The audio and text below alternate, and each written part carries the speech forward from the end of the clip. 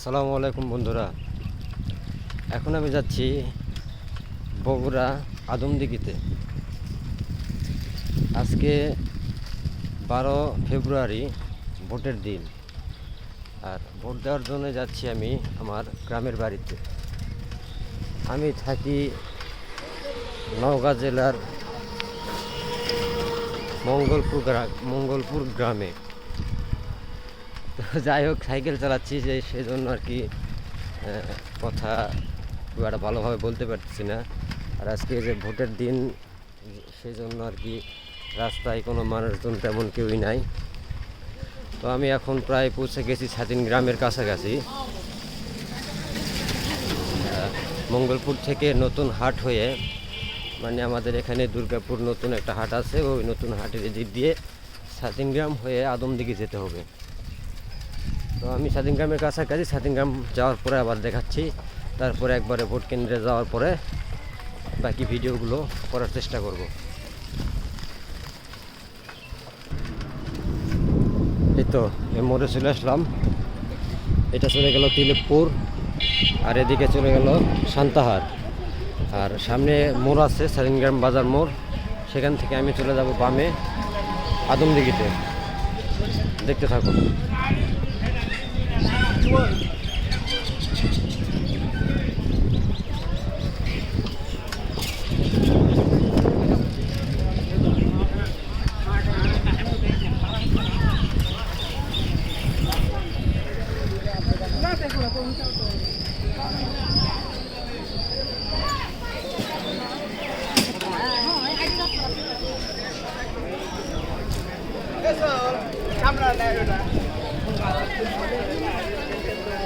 দেখুন, এখানে মানুষের অভাব নাই, অনেকেই ভোট দিয়ে আসতেছে।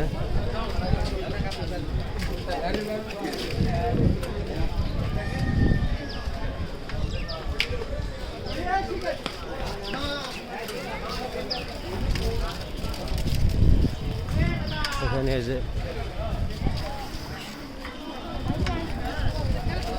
দাঁড়িপাল্লার মার্কা দেখা যাচ্ছে উপরে।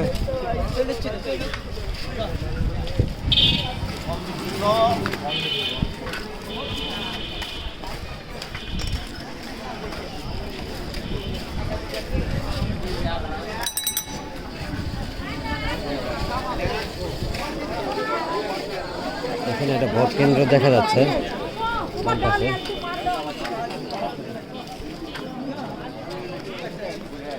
বাম পাশে ভোট কেন্দ্র। আসতে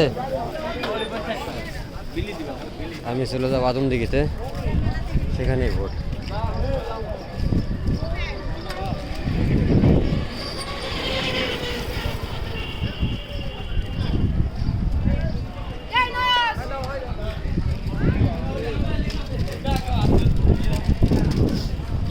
পিছনে দেখা যাচ্ছে নেতৃত্ব।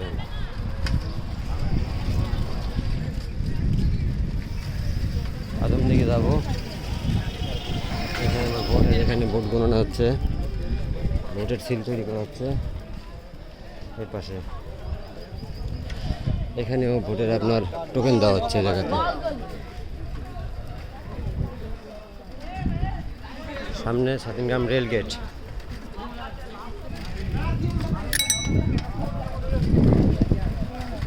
রেল গেট পার হয়ে আমি চলে যাব আদমদিঘিতে।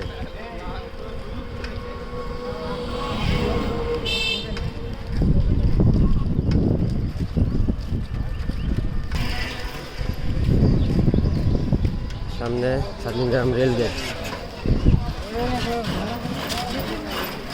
হলো স্বাধীনগ্রাম রেল গেট।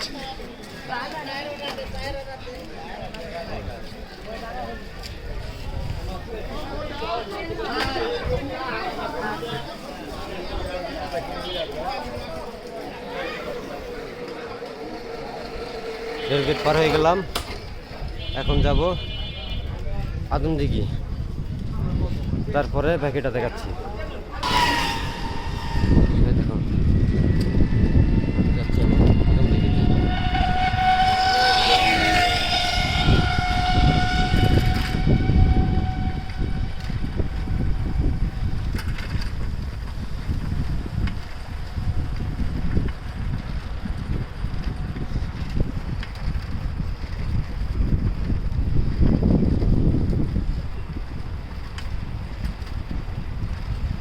অনেকটা পার হয়ে গেছে, প্রায় এখন কত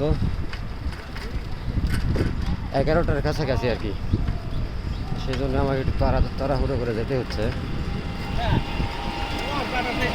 তাড়াহুড়ো করে যেতে যায় প্রায় হাঁপায়ে গেছি। পিছনে এটা হলো ছাতিমগ্রামের রোড, সামনে এটা হলো আদমদিঘির রাস্তা। আর এই মুহূর্তে আমি আছি নিমাই দিঘি নাকি কাল্লাগাড়ি কি জানি বলে, বুঝলে গেছি। অনেকদিন ধরে এই রোডে আসি না, তার কারণে অনেকে নিমাই দিঘি বলে আর কি। তো দেখেন রাস্তাটা একদম পুরোপুরি ফাঁকা, মানুষজন খুবই কম। অনেকে ভোট টোট দেওয়ার পরে চা খাইতেছে, আর পুরা রাস্তা ফাঁকা। রাস্তা তেমন কেউ নাই, দেখানোর মতো কিচ্ছু নাই। দুই পাশে শুধু মাঠ, এদিকে মাঠ, এদিকে ঘরবাড়ি। এখন অনেকটা রাস্তা আমাকে এই ফাঁকা রাস্তা দিয়ে যাইতে হবে, প্রায় 4 কিলোমিটার।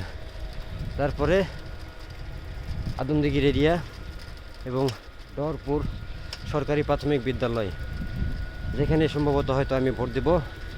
আর ওই জায়গায় গেলেই আবার ঘর বাড়ি, মানুষজন অনেক কিছু দেখতে পাবেন। তার আগে এখানে আশেপাশে আর কিছু দেখতে পাবেন না, শুধু দুই পাশে শুধু মাটি আর কিছু নাই। এই দেখেন অনেকে ভোট দিতে যাচ্ছে সাইকেল দিয়ে। আমি এখন যাব আদমদিঘি পার হওয়ার পরে বাকিটা দেখাচ্ছি, ঠিক আছে? চলো বন্ধুরা, কথা বলতে বলতে প্রায় অর্ধেকটা রাস্তা চলে এসেছি। এই যে আমার বাম পাশে দেখতে পাচ্ছেন একটা রাস্তা গেছে। এই রাস্তাটা আমি যখন ছোটোবেলায় এই রাস্তায় চলাফেরা করতাম, এখানে আমার একটা খালার বাড়ি আছে, তো তখন এই রাস্তাটা মাটির ছিল। তো বেশ কয়েক বছর আগে এটা পাকা করা হয়েছে। রাস্তাটা একটু সরু, যা গ্রামের ভিতরে যেগুলো রাস্তা যায় আর কি, এগুলা রাস্তা খুব একটা বেশি বড় হয় না, কারণ এখান দিয়ে বড় গাড়ি তেমন একটা চলে না। শুধু ভ্যান রিক্সা যাওয়ার জন্য যতটুকু করার দরকার ততটুকুই করে আর কি। ওই যে ওখানে দেখা যাচ্ছে হয়তো বা একটা ভ্যান আসতেছে। তো আজকে ভোটের দিন উপলক্ষে রাস্তাঘাট সবগুলোই প্রায় ফাঁকা। সামনে দিয়ে একটা ভ্যান ছাতিমগ্রামের দিকে যাচ্ছে। তো এই রাস্তাটা গেল সাগরপুর নামে যে গ্রামটা, সে গ্রামে গেছে। আর এখানেই ছিল আমার একটা খালার বাড়ি আর কি, এখনও আছে। যাই হোক, আমার খালু মারা গেছে, তবে খালা আছে। আর এই যে এখানে একটা পুকুরের মতো দেখতেছেন, এটাকে একটা দিঘি বলে আর কি। এই দিঘির নাম উপলক্ষে জায়গাটার নাম করা হয় রানী দিঘি। ওর সম্ভবত আমার মনে নাই, ওইরকমই আর কি, আর একটা নাম রানী দিঘি না কি যেন নাম বলে। তো এই দিঘিটার অনেক ইতিহাস আছে। এখানে নাকি আগে, বহু বছর আগে, মানুষের মনের আশা পূরণ হতো। এখানে কেউ যদি কিছু চাইতো, অভাবে পড়ে এসে, সেটা তাকে দেওয়া হতো। তবে সেটা ব্যবহার করার পরে সময় মতো আবার সেটা সেই পুকুরে বা দিঘিতে ফিরিয়ে দিতে হয়। তো আস্তে আস্তে মানুষের লোভ লালসা বাড়ার পরে, মানুষ অনেক কিছু নেওয়ার পরে আর ফিরিয়ে দিত না, যার কারণে এগুলা বন্ধ হয়ে গেছে আর কি। এগুলো এখন আর দেখা যায় না বা আর হয় না। আমাদের বাবা দাদা যারা ছিল তাদের মধ্যে গল্প শুনতাম। তো এখন আমি প্রায় ছোট আখিরা, এটাকে বলে, সামনে যে গ্রামটা দেখছেন, এই যে জঙ্গলের পরের যে গ্রামটা, এটা হলো ছোট আখিরা। আর এটা হলো আপনার বড় আখিরা আর ছোট আখিরা। অনেকে আমরা গ্রামের ভাষায় বলে থাকি বড়া গেরা আর ছোটা গেরা। যাই হোক, বিষয়টা অনেক হাস্যকর। যে কেন এক একটা জায়গার এক একটা নাম আছে, অনেকে নামটা পুরোপুরিভাবে সম্পূর্ণভাবে না বললে একটু অন্যরকমভাবে বলে, যাতে সহজেই সবাই বুঝতে পারে। যেমন রংপুরকে ওমপুর বলে, অনেক গ্রাম আছে, অনেক অঞ্চল আছে যেটার প্রকৃত নাম কেউ বলে না। আমি যেখানে ঢাকায় ছিলাম এর আগে আর কি, কোনাবাড়ি, গাজীপুর কোনাবাড়িতে, ওখানে একটা জায়গার নাম ছিল নরসিংহপুর না বলে অনেকে সেটাকে বলতো নরসিংহপুর আর নরসিংহপুর দুটো কিন্তু এক না, তবে তারপরও মানুষ ওই নামেই চিনে থাকে আর কি। আর এই যে এখানে যে গাছটা দেখতেছেন, এই গাছটা আমি ছোটোবেলায় আমার মার সাথে যখন এই দিক দিয়ে আমার নানির বাড়িতে যাইতাম তখন সেই গাছটা দেখতাম, এখনও আছে। বলা যায় গাছটা প্রায় 150-200 বছর আগের। তো সামনে আর একটা গাছ আছে, এই গাছটার অনেক ইতিহাস আছে। সেটা হচ্ছে একটা আম গাছ।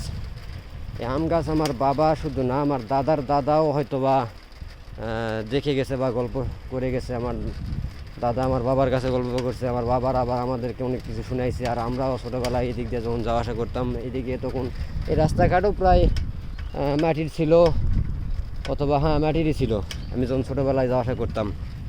তো তখন এই দুই সাইডে যেগুলো এত বড় বড় গাছ দেখছেন, তখন এত বড় বড় গাছ তখনও হয় নাই, কারণ রাস্তাটা নতুন করার পরে গাছ তো ছোটো গাছগুলো নিয়ে এসে লাগায়, এত বড় বড় গাছ তো লাগায় না। তো এই গাছগুলো বড় হওয়ার আগে রাস্তা দিয়ে মাস কালাই না কি কালাই জানি বলে, কালাইয়ের গাছগুলো লাগাইতো।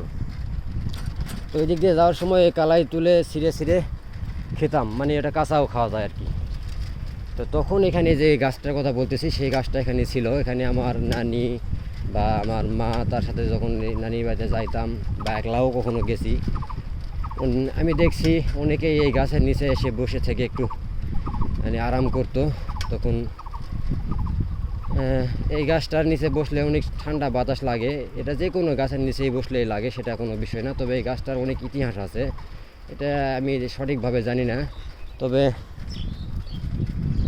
লোকের মুখে অনেক কিছু শুনেছি, যাই হোক কত কিছু বলা যাচ্ছে না। তবে গাছটা মনে হয় সম্ভবত 300-400 বছর আগের পুরানো, আমি সঠিক জানি না, তবে ওইরকমই হবে আর কি। এই যে গাছটা দেখা যাচ্ছে, যে গাছটা এইটাই, এই গাছটার কথা বলতেছিলাম। এই গাছটা মানে চারিদিক দিয়ে আপনার এমনভাবে ডালগুলো ছড়াই গেছে, ঠিক নবীজিকে যেভাবে একটা গাছ ছায়া দিত প্রায় সেই গাছের মতোই।